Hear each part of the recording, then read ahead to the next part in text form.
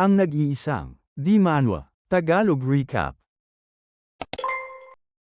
Ang ating bida na si Mujin ay nakikipaglaban sa squad leader na si Chul Bo-in, at para lang niya itong nilalaro na parang bata, hanggang sa naiwasan pa niya ang isang atake habang nasa ere. Lalong nagalit si Chul Bo at sinigawan siya, hinihinging lumaban siya ng parang totoong lalaki, kaya bumaba si Mujin at binuhat ang kanyang 100 kilong espada na parang wala lang, at nang magsalpukan sila, bigla niyang hinila pabalik ang espada at hinampas ang talim ni Chul Bo ng sobrang lakas na tumilapon ang sandata nito. Sinamantala ang pagkakataon at sinuntok niya si Chul Bo sa mukha nang halos mawasak ang ilong nito at bumagsak ng malakas sa lupa, dahilan para mabigla ang lahat dahil hindi siya kailanman naging ganito kalakas noon. Para maintindihan kung bakit nagagawa ng ating bida na ganituhin ang isang squad leader, balikan natin ang simula. Ang ating bida, na kilala bilang Divine Demon, ay isang napakalakas na swordsman na humarap sa siyam na makapangyarihang pinuno ng mga sekta dahil sa paghihiganti. At sa pamamagitan ng kanyang kahanga-hanga at nakakatakot na husay sa espada ay nagawa niyang makipagsabayan sa kanila. Hinihiwa sila ng may sukdulang eksaktong galaw kaya't litong-lito ang lahat kung paano niya nagagawa yun.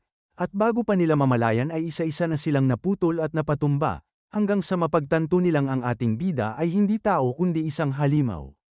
Kahit pa nang mapabagsak siya ng mga natira at maibaon ng espada sa kanyang puso ay nagawa pa rin niyang bumangon at ipadala silang lahat sa kabilang buhay, tuluyang tinatak ang kanyang pangalan bilang Divine Demon, at sa sandaling malapit na siyang mamatay ay nagbalik-tanaw ang kanyang buhay sa kanyang isipan at nakaramdam siya ng ginhawa dahil natupad niya ang kanyang misyon. Naalala niya ang panahong binubugbog siya ng 3 bata dahil isa siyang pasaway sa Murim at kung paano siya iniligtas at sinanay ng kanyang guro. Ngunit sa huli ay namuhay siya sa pamamagitan ng espada, pumapas lang sa kaliwat kanan, at napaisip kung yun lang ba talaga ang kahulugan ng buhay niya. Sa sandaling yun ay naalala niya ang kanyang yumaong asawa, ang pinakamagagandang sandali ng kanyang buhay na kasama niya siya ngunit kalaunan ay naagaw sa kanya, at habang umiiyak ay tinanong niya ang sarili kung ano nga ba ang tunay na saysay ng kanyang buhay, hanggang sa tuluyan na niyang ipinikit ang kanyang mga mata sa kamatayan. Bigla niyang narinig ang samut-saring sigawan at pagrereklamo sa paligid, kaya inakala niyang nasa impyerno na siya, hanggang sa imulat niya ang kanyang mga mata at makita ang isang nakakairitang grupo na nakatayo sa harap niya at walang tigil sa pang-iinsulto. Lubos na nalilito ang ating bida dahil wala siyang maintindihan sa mga nangyayari, at sa tabi niya ay may 2 bata, kung saan ang batang lalaki ay ipinagtatanggol ang kanyang nakatatandang kapatid. Sinasabing hindi nila maaaring isuko ang martial arts ng kanilang angkan hanggat buhay pa ang kanyang kuya. At iginiit niyang anuman ang mangyari ay dapat manatili ang martial arts na yun sa kanilang angkan, ang Flamehua Clan. Habang patuloy pang kinukwestiyon ng ating bida ang sitwasyon, iminungkahi ng pinuno ng kalaban na magkasundo na lamang sila upang mawala ang lahat ng alalahanin.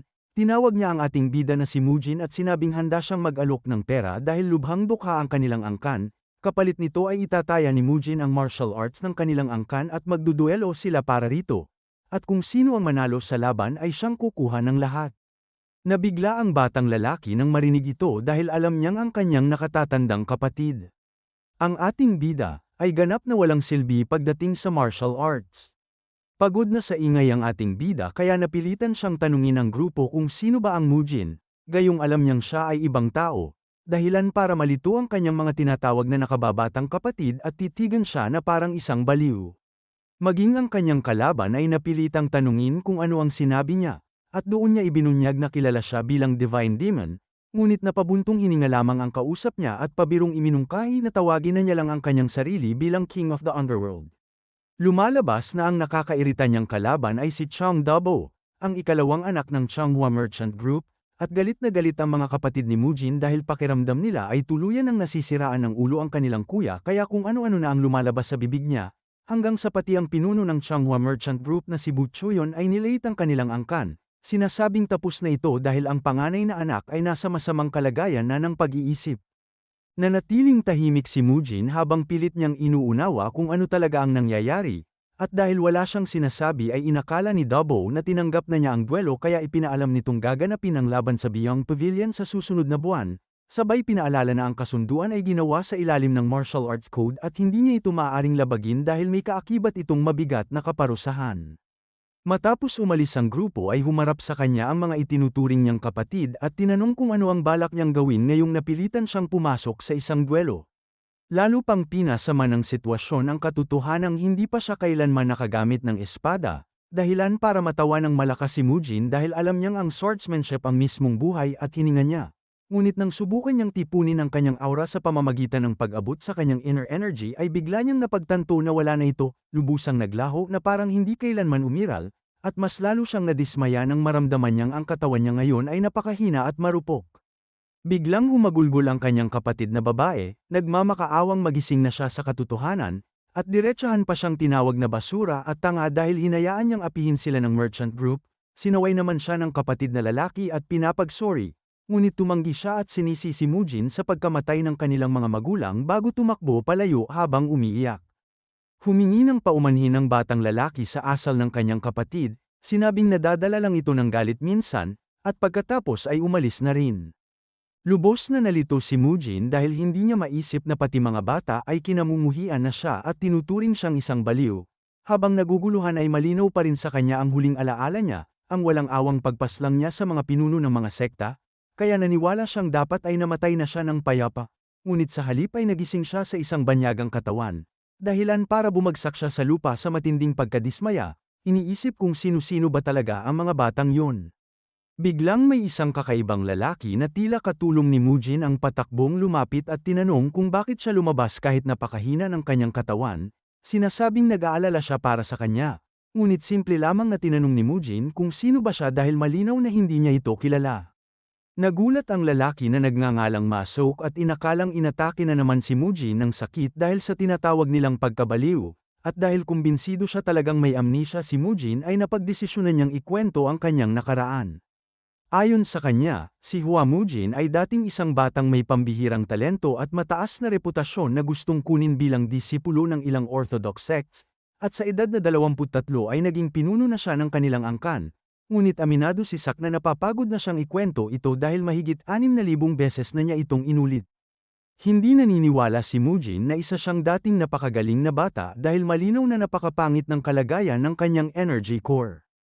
At bukod dito ay nais din niyang malaman kung ano ang sinasabing kabaliwan na inuugnay sa kanya, kaya ipinaliwanag din ito ni Sak. 17 taon na ang nakalipas, nagkaroon ng isang hindi opisyal na duelo sina Mujin at Dabo kung saan nangako silang hindi gagamit ng inner energy, 6 na taong gulang si Mujin at 9 na taong gulang naman si Dabo noon. Nagsimula ang laban ng dalawang bata matapos pumayag si Dabo sa kasunduan, ngunit habang tumatagal ang laban ay sinira ni Dabo ang kanilang pangako at sinuntok si Mujin gamit ang inner energy. Nadismaya si Mujin at tinanong si Dabo kung bakit niya ginamit ang 7 Wounds Fist Strike gayong malinaw na nagkasundo silang suntukan lang, ngunit nilibak lamang siya ni Dabo at sinabing ang teknik na yun ay minana niya mula sa Kungdong sect at ang mga epekto nito ay hindi biro, dahil nasubukan na raw niya ito sa sarili niyang nakatatandang kapatid na mayabang at iniwan siyang nakaratay sa kama. At dahil natuwa siya sa naging resulta ay lalo siyang nasabik na makita kung ano ang mangyayari kapag ginamit ito kay Mujin. Sa madaling salita ay tinatawag na ngayong baliw si Mujin dahil naniniwala ang lahat na ang kalagayan niya ay bunga ng matinding epekto ng 7 Wounds Fist Strike. Galit na galit si Mujin dahil si Dabo ang dahilan kung bakit siya naging walang silbi, pero ngayon ay bigla pa itong humihingi ng duelo, kaya tinanong niya si Sak kung ano ang ginawa nila kay Dabo matapos siyang gawing inutil. Sinabi ni Sak na ang ama ni Mujin ang nagbigay ng huling pasya, at kahit pinsan niya si Dabo ay anak din ito ng Changhua Merchant Group na itinuturing na isa sa top 10 ng Central Plains, kaya sa kabila ng matinding kasalanan ni Dabo ay pinakawalan lamang siya ng ama ni Mujin na may babala, bagay na hindi matanggap ni Mujin dahil para sa kanya ay napakawalang kwenta ng isang ama na kayang patawarin ang taong sumira sa buhay ng sarili niyang anak, dahilan para isipin niyang basurang-basura ang buong angkan.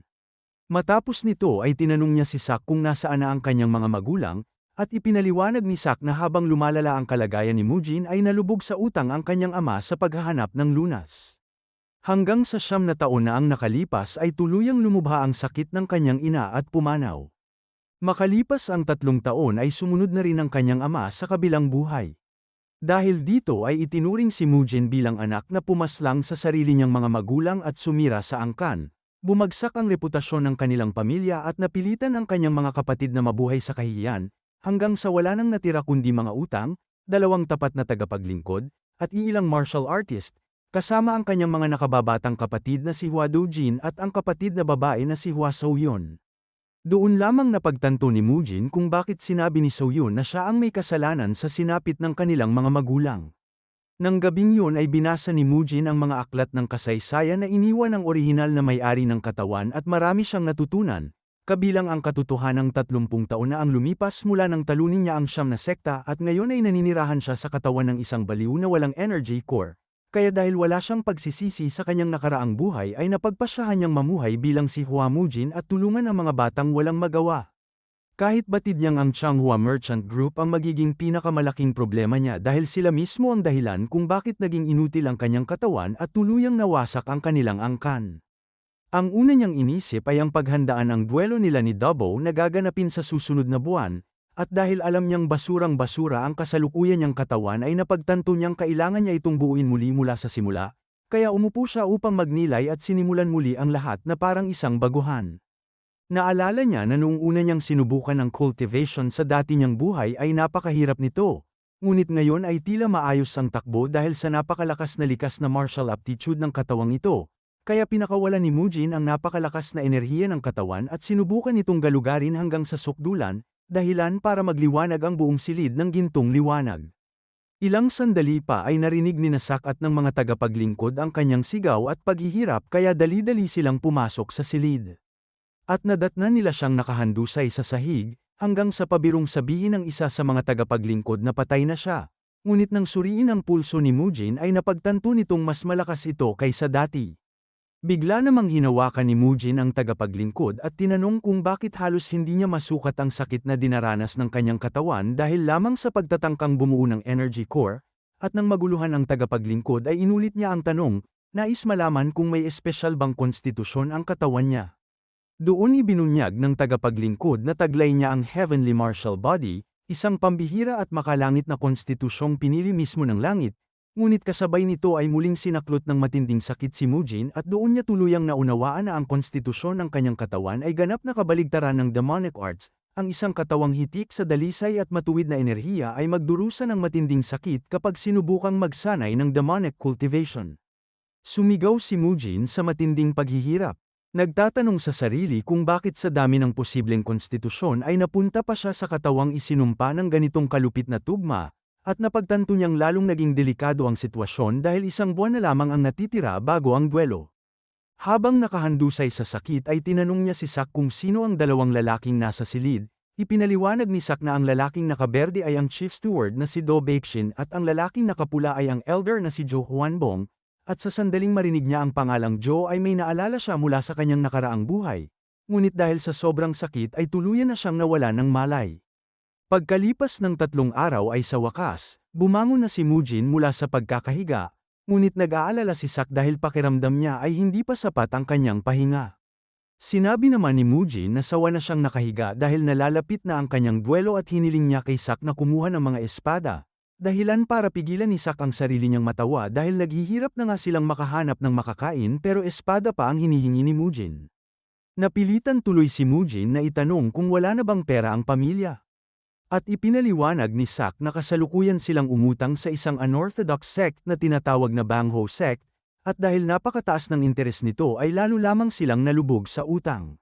Doon tuluyang napagtanto ni Mujin na kung nais niyang tulungan ang angkan ay kailangan muna niyang lutasin ang problema sa pera, at kahit ganoon ay hindi niya iniisip na makasasama pa ang pagkuha ng dagdag na utang dahil lubog na rin naman sila, bagay na ikinabahala ni Sak.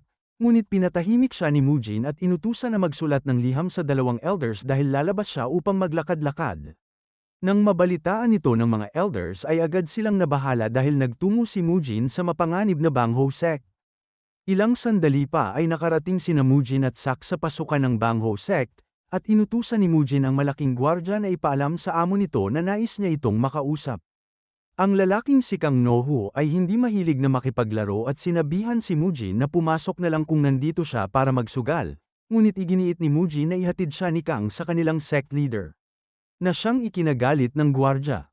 Mabilis na namagitan si Sak at hiniling kay Kang na kumalma dahil hindi maayos ang pag-iisip ni Mujin, ngunit patuloy na uminit ang tensyon hanggang sa lumitaw ang vice master ng sekta na si Mo Jungbo at tinanong kung ano ang problema.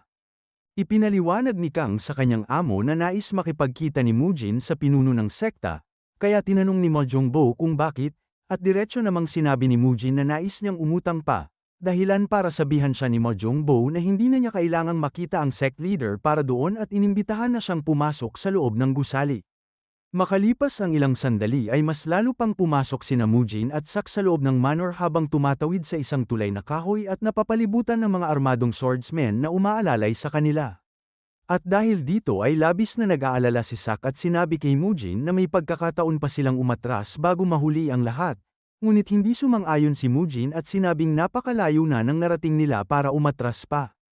Ikinwento ni Sak na may isang matandang babae raw na nakasaksi sa pakikipaglaban ng pinuno ng sekta at nakita nitong napakalakas talaga nito dahil ilang segundo lamang ay dinaig na niya ang kalaban, at lumalabas na isa itong martial artist na nagtataglay ng nakamamatay na teknik. Tinanong ni Mujin kung bakit niya ito ikinukwento, ngunit sumingit si Mo Jongbo at sinabing mabilis talagang makaramdam si Sak at mas marami itong nalalaman. Gayunman ay huli na ang lahat dahil nakarating na sila sa mas malalim na bahagi ng kuweba, at bago pa man nila mapagtanto ay napalibutan na sila ng mga armadong swordsmen. Nadismaya si Mujin at tinanong si Mo Jongbo kung ito ba ang plano niya mula pa sa simula, na agad namang kinumpirma nito, sabay sabing sinadya niyang ipasok sila dahil hindi niya maaaring galawin si Mujin sa publiko. Ngunit hindi rin niya balak na hayaan lang siya tulad ng ginawa niya sa mga magulang nito.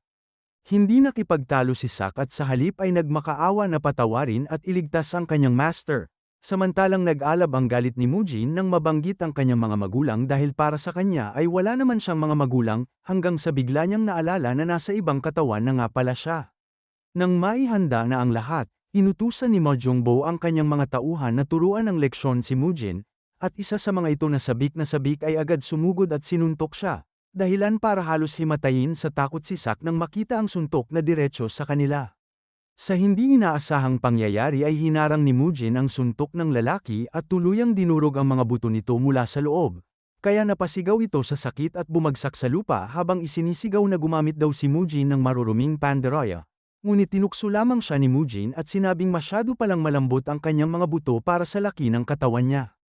Napagtanto ni Mujin na kailangan niyang lumaban nang hindi umaasa sa kanyang purong lakas, at galit na galit si Mo Jongbo dahil nag-aaksaya lang ng oras ang kanyang mga tauhan kaya inutusan niya silang tapusin na si Mujin.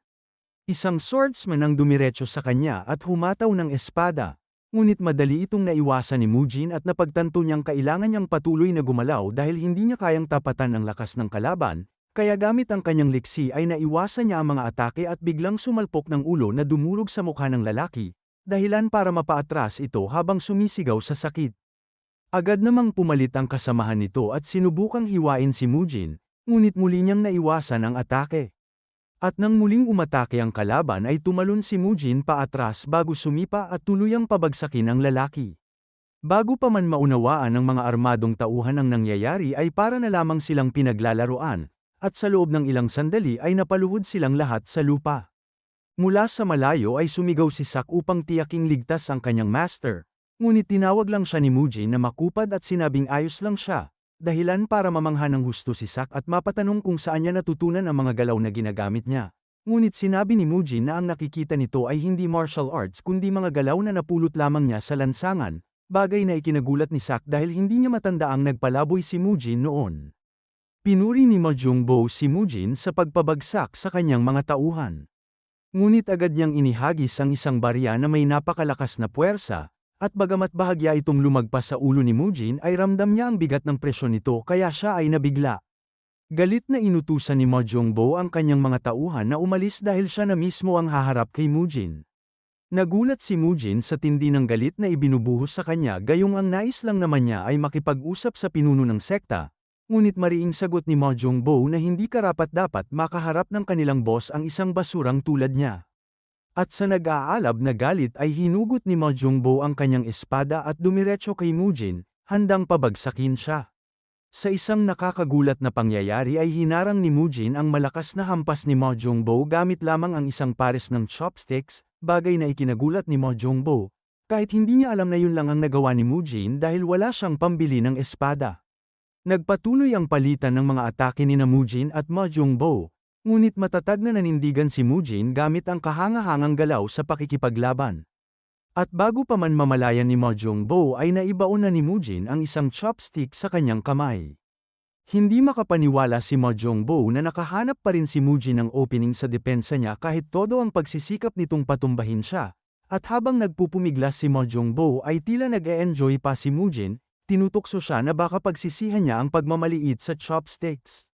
Ilang sandali pa ay napagtanto ni Ma Jongbo na nahihirapan na siyang lumaban laban sa simpleng chopsticks, bagay na lubos niyang ikinagulat dahil inakala niyang si Mujin ay isang mahina at walang kakayahang gumamit ng chi. Kaya napatanong siya sa sarili kung paano nakarating si Mujin sa ganitong nakakatakot na antas sa napakaikling panahon, ngunit ayaw pa rin niyang tanggapin na ang kaharap niya ay ang dating Mujin na kilala niya.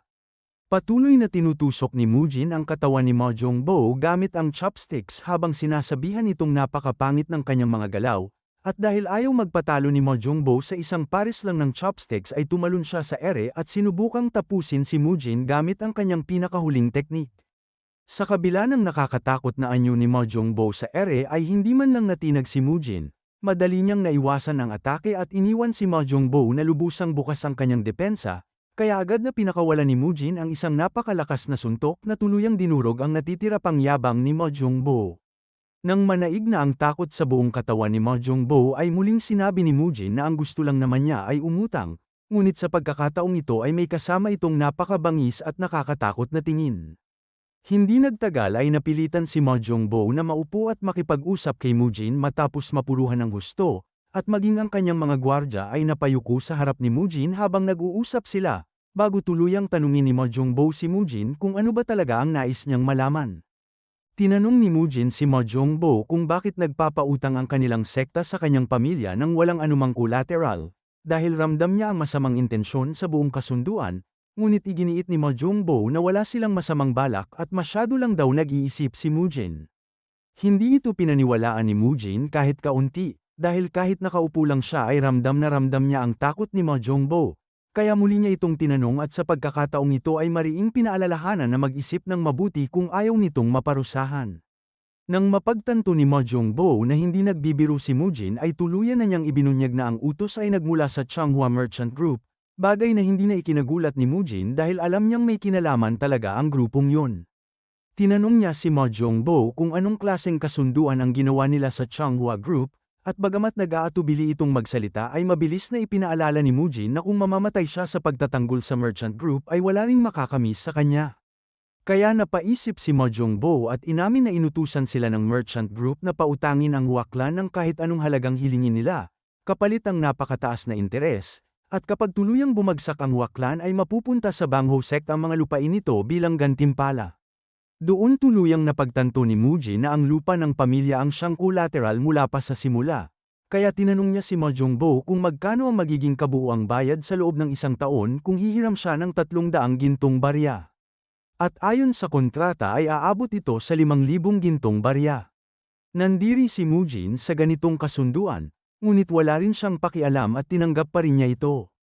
Sa mas seryosong tono ay tinanong niya si Ma Jongbo kung sino ang tumutulong sa kanila sa paglilinis ng kanilang mga kalat, na siyang sumagot na ang Social Sect yun, isa sa Four Martial Heavens, isang alyansa ng mga unorthodox sects, bagay na ikinagulat ni Mujin at sinabayan ng paliwanag ni Sak na bagong alyansa lamang yun, ngunit halatang nainis si Mujin sa Four Martial Heavens at tinawag pa silang mga walang hiya.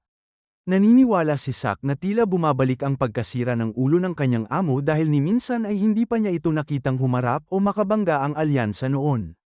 Ngunit ngayon ay lantaran na niya itong minumura. Sinabi na lang ni Mujin kay Sak na huwag na itong mag-alala dahil wala siya sa mood na magpaliwanag, at dahil nagsasawa na rin siyang maghintay ay nagtanong na siya tungkol sa lalaking inutusang kumuha ng pera.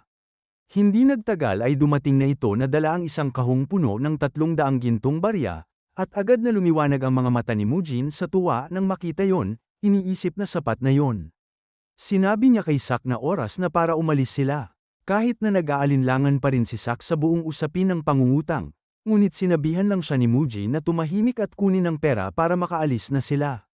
Inihatid ni Ma Jongbo at ng kanyang mga gwardya sina Mujin hanggang sa entrada, At bago tuluyang umalis ay inutusan ni Mujin si Ma Jongbo na isulat ang petsa sa ledger at nangakong babayaran niya ang lahat ng utang ng kanyang angkan matapos niya lang tapusin ang Changhua Merchant Group, kasabay ng babala na huwag mangungulekta o kukuha ng pera mula sa mga karaniwang tao dahil may mabigat na kaparusahan ang lalabag dito.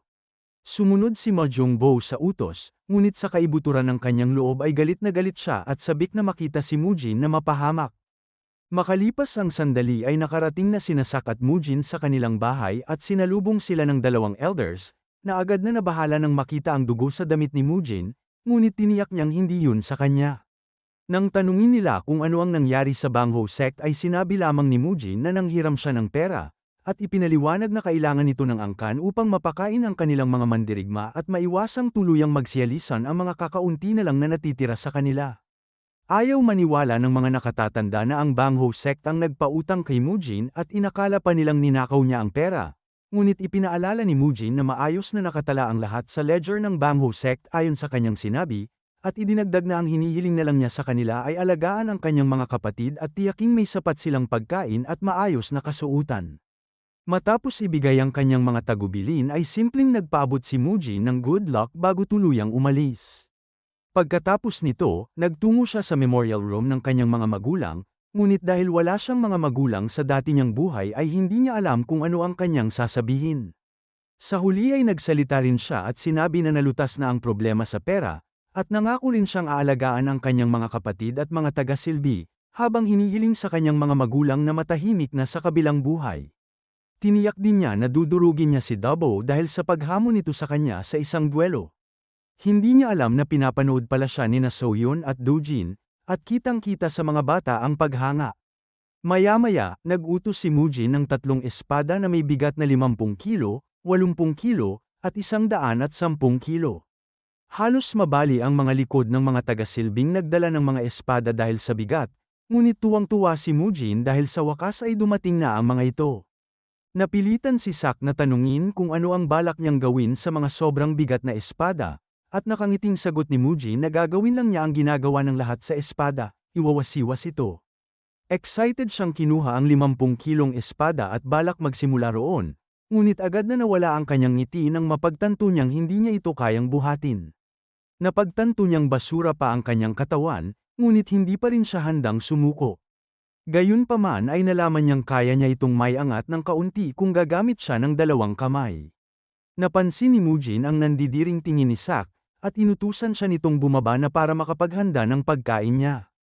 Paalala ni Mujin na damihan ng karne sa kanyang pagkain, at si Sak naman ay umalis na puno ng pag-aalala.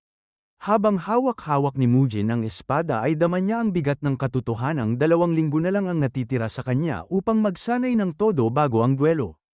Ang pisikal na kalagayan ng kanyang katawan, ang heavenly martial body, ay ganap na kabaligtaran ng mga demonic arts na itinuro sa kanya ng kanyang guro. Napagtanto niya na ang tanging solusyon na meron siya ay ang pag-aralan ang martial art ng kaibigan ng kanyang guro, ang Peerless Nine Swords. Ayaw niyang sumuko, kaya nagsimula siyang pilit na iwasiwas ang espada sa loob ng bahay. Samantala ay nalaman ni Dabo na sinupil ni Mujin ang mga tauhan ng Bangho nang napaka-brutal kaya't hindi na sila makakagalaw sa loob ng 2 linggo. Nagulat si Dabo sa balitang ito, lalo na't wala namang energy core si Mujin para magawa yun. Ngumiti siyang nang may masamang balak habang iniisip ang paghahanda ng isang madilim na plano bago ang laban. At sabik din siyang makita kung ano pa ang itinatagong lakas ni Mujin kapag tuluyan na silang nagharap sa duelo. Maya-maya ay sinimulan na ni Mujin ang pagsasanay sa kanyang katawan sa pinakamabagsik na paraan na kaya niya. Napagtanto niya na dapat niyang itulak ang kanyang katawan hanggang sa sukdulan nito, dahil isa itong katawan na pinagpala ng langit. Habang nagsasanay ay palaging inihahanda ni Sak ang lahat ng kanyang kakailanganin. Naniniwala si Mujin na sa tamang paghahanda ay tuluyan na niyang masisimulan ang seryosong pagsasanay. Pinulot niya ang 50 kilogram na espada at sinimulang iwasiwas ito habang inaalala ang mga itinuro ng dati niyang guro. Matapos subukan ng first form ay hindi na siya nag-aksaya ng oras at agad na ginawa ang second form. Naalala niya ang sinabi ng kanyang guro na anuman ang sandatang haharapin niya ay siya ang lalabas na panalo. Habang nagpapatuloy ang pagsasanay ay napansin niyang unti-unti na siyang nalulunod sa pagod, ngunit alam niyang kailangan niya itong tiisin. Hindi nagtagal ay naging komportable na siyang hawakan ang espada at nakakalukso-lukso pa sa loob ng silid na para bang hindi mabigat ang kanyang sandata. Pagkaraan ay nagawa na niya ang third form habang pilit na kinokontrol ang kanyang chi upang maging kasing lakas hanggat maaari. Upang makatulong sa kanyang pagsasanay ay naghanda siya ng iba't ibang kagamitan para gayahin ang isang totoong labanan. Ang una niyang nakalaban ay ang isang matigas na bola na ilang sandali niyang naiwasan bago siya tinamaan mula sa likuran. Pagkatapos nito ay hinarap niya ang mga matinik na kawayan at gamit ang fourth form ng espada ay pinutol niya ang mga ito. Bagamat simple lamang tignan ang kanyang teknik sa espada ay napakapanganib nito dahil kaya nitong humiwa ng maraming bagay. Sa kabila ng paulit-ulit na pagsubok ay hindi niya nagawang tamaan ang mga Trousseau na lumilipad patungo sa kanya gamit ang fourth form, kaya napilitan siyang gawin ang fifth form. Sa pagkakataong ito ay pinaghihiwa-hiwalay niya ang lahat gamit ang makapangyarihang fifth form. Dahil sa lakas ng kanyang espada ay buo ang kanyang paniniwala na wala nang makakapigil sa kanya at walang saysay ang dami ng kalaban. Matapos ang mga Trousseau ay hinarap naman niya ang mga kandilang nakalagay sa loob ng kawayan, at para rito ay ginamit niya ang kanyang sixth form. Iniwas-iwas niya ang espada ng napakalakas kaya sabay-sabay na namatay ang lahat ng mga kandila. Matapos niyang malampasan yun ay napagtanto niyang ang susunod niyang hakbang ay lumabas ng bahay upang magawa ang seventh form. Sa paggamit ng makapangyarihan niyang seventh form ay muli niyang nalampasan ang pagsubok. Hindi nagtagal ay narating na niya ang ninth form na may matibay na paniniwalang wala nang hindi kayang hiwain ng kanyang espada. Sa wakas ay naabot na niya ang peak stage ng espada at napabagsak si Mujin sa lupa sa sobrang ginhawa. Gayunman ay hindi siya lubos na nadidismaya kahit na hindi niya kayang ulitin ang final form mula sa dati niyang buhay. Naalala niya ang mga aral ng kanyang guro noong siya'y bata pa. Mga aral na hindi niya sineryoso noong una. Akala niya ay nagbibiro lamang ang kaibigan ng kanyang guro nang magsalita ito ng mga tila basura at imposibleng gawain tulad ng paghiwa sa lahat gamit ang espada.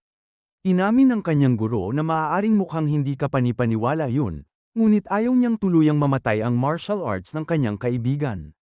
Dahil hindi niya ito lubos na namana ay nais niyang si Mujin ang magmana nito sa ngalan niya. Sinabi rin ng kanyang guro na ang yumaong kaibigan niya ang nag-iisang swordsman na kayang makipagsabayan sa kanyang kakayahan. At mas lalo itong kahanga-hanga dahil wala itong chi. Gayunman ay hinala ng kanyang guro na gumagamit ito ng movement arts, sapagkat hindi yun lubos na natutunan ng mga tao sa kanilang sekta. Kaya tinuruan niya ang guro ni Mujin upang maipasa ang martial arts sa isang taong karapat-dapat. Nang marinig ito ay malakas na tumawa si Mujin at kinutya ang martial arts, ngunit agad siyang tinapik ng kanyang guro sa ulo ng napakalakas na halos madurog ang kanyang bungo. Sinabihan siya ng guro na sundin ang bawat utos na ibibigay niya, at wala nang nagawa si Mujin kundi tanggapin ang kagustuhan nito. Ayon sa kanyang guro ay kung isasagawa niya ang sword arts ng 1,000 beses ay magbabago ang kanyang katawan. Kung isasagawa niya ito ng 100,000 beses ay magsisimulang pumasok ang kanyang chi sa espada. At kung iwawasiwas niya ito ng 1,000,000 beses ay magiging walang katapat siya kahit na ikumpara sa mga pinakamalakas na swordsmen. Namangha si Mujin dito dahil aabutin siya ng 3 taon para matapos ang siklo kung iwawasiwas niya ang kanyang espada ng 1,000 beses kada araw. Dahil dito ay tinanong niya ang kanyang master kung talaga bang magkapantay sila ng kakayahan ng kanyang kaibigan, ngunit sinabi nitong hindi niya alam, pero sigurado siyang may isa sa kanila ang mamamatay kung naglaban sila ng todo.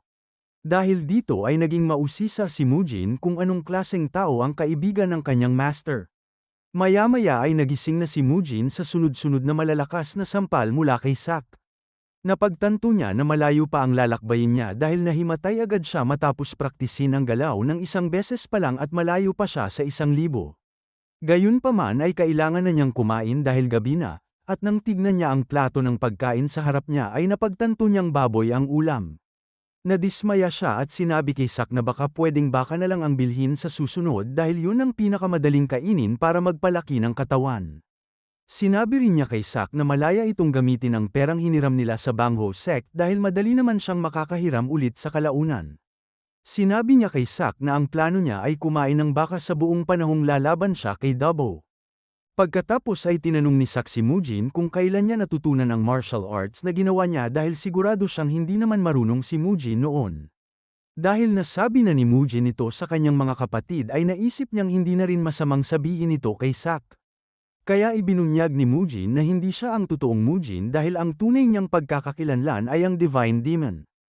Inakala ni Sak na nagbibiro lang si Mujin at puro pantasya lang ang sinasabi nito. Sinabi ni Sak na ang tanging ikinababahala niya ay baka mawala ang alaala ni Mujin at bigla na lang itong maglaho balang araw. Ngunit hinawakan siya ni Mujin at tiniyak sa kanya na hindi siya aalis sa angkan hanggat hindi ito nagiging pinakadakilang angkan sa buong Sichuan. Tutal ay wala rin naman siyang ibang mapupuntahan o magagawa. Tinukso ni Sak ang kanyang master, sinasabing puro basura lang ang lumalabas sa bibig nito, pero sinagot siya ng masakit na pitik sa noo. Matapos ang usapan nila ay sinabi ni Mujin kay Sak na malaya na itong umalis, at sinunod naman ni Sak ang sinabi. Samantala ay sinusubukan namang tumakas ng dalawang matandang elder ng angkan kasama ang mga bata bago ang duelo dahil naniniwala silang papaslangin ni Doubo si Mujin. At sa huli ay magiging madali nang sakupin ang kanilang angkan. Kung nakaabot ka sa bandang ito ng video ay i-comment nyo na ang next, at paabutin natin ng mas higit pa sa 500 likes ang bawat video para tuloy-tuloy ang pag-upload ng kwento ni Hua Mujin. Maraming salamat sa panunood at patuloy na pagsubaybay.